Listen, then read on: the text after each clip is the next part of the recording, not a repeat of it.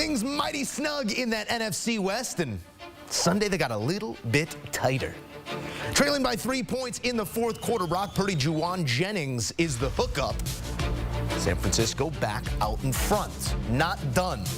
20 ticks remaining on 2nd and 2. Geno flush from the pocket, going left, going in. The Seattle Seahawks. 12 seconds. Take down the San Francisco 49ers on the road to boot. These two teams, I'd say they don't like each other. They flat out hate each other. And the bragging rights on this day go to Seattle. Now 5-5 alongside San Francisco, alongside LA. The only person happy coming out of this one, obviously the Seahawks, but also those Cardinals at the top of the division, not playing. 6-4, all three beyond them in that division, and even 5-5. It's going to be a blast sorting out the West down the stretch. Back in studio, Joe Musso and Bryant McFadden. Mac, this was a wild one. Yes, it was. And I think it sort of was a microcosm of San Francisco's season. Wasted opportunity. I know they've been dinged up. I know they've had some inefficiencies, but this is a game they could have taken and ran with. It looked like Seattle was just sort of check, check, check. If we're at the poker table, they leave them at the table for too long, and in the end, Geno makes the play. How do you process this one, and how do you process what it means in the grand scheme of the NFC West? San Francisco, they have a bad habit of playing with their food.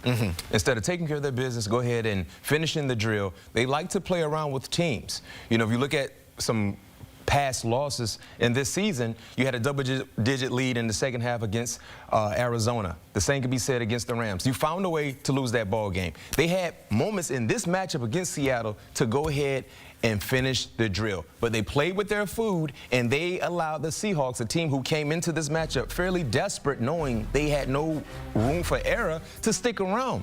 And they stuck around, and Geno did not write back. He answered the call. And when you look at the Seattle Seahawks, I mean, this is a game where they were fairly outplayed, to say the least. I mean, Geno was sacked 4 times.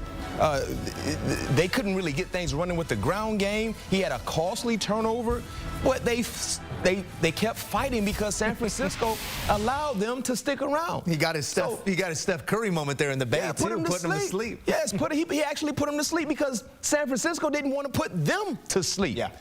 They were outstanding in the red zone, 2 for 2.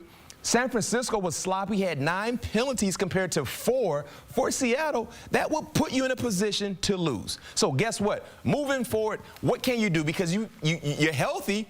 Christian McCaffrey is back. He had over 100 yards from scrimmage. You know, you can tell he's still trying to get worked into this offense, but he is back. What else? What else do you need? So it's just that. We have the what, but I want to know the why of this issue that they're having right now. By the numbers, this snaps a 6-game losing streak for Seattle against their divisional foe. San Francisco 1-3 against the West this season. Previously 11-1 the 2 seasons prior. Why is it different this year for San Francisco? The inability to finish. Yeah. Because you talked about the 2 previous losses. I stated you had double-digit wins, a double-digit lead in the second half against an undermanned Rams team, against Arizona.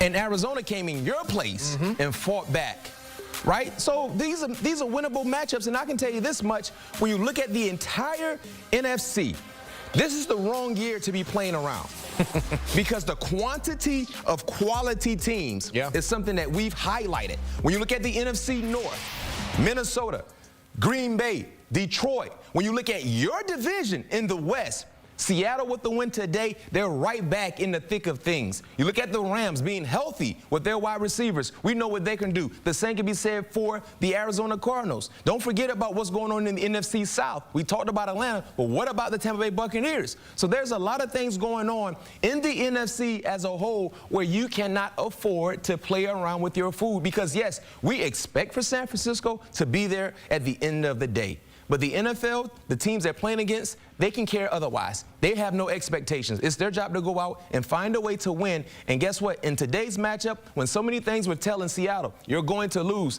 they did not listen to the elevator music.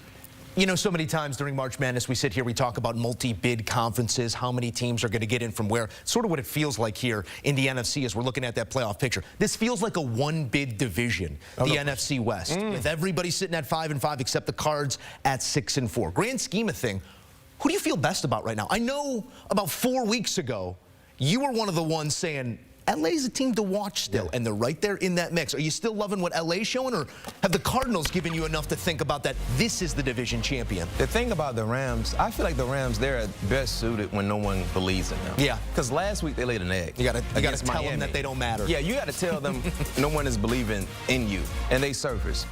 They missed the opportunity against Miami, but I still believe if they're healthy, the coaching, the quarterbacking, the wide receivers, and just the young talent they have on the defensive side, I think I would take the Rams. Yes, they're a game behind the Arizona Cardinals in terms of the win-loss record, but I feel like the Rams are a team you have to monitor. Yeah. Because they know what it takes. They've been there before, and they have the best coach in this division. That has to mean something. That has to mean something. I will say, and maybe a coaching advantage to Sean McVay there, but a great coach there in San Francisco who's gotten to the mountaintop, not just yet, hasn't planted his flag in the mountaintop, but I will say this.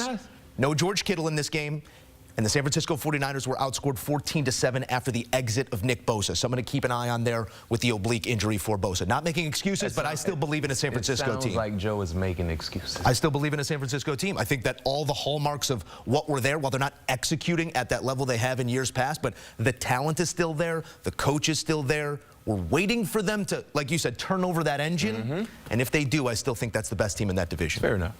See your point.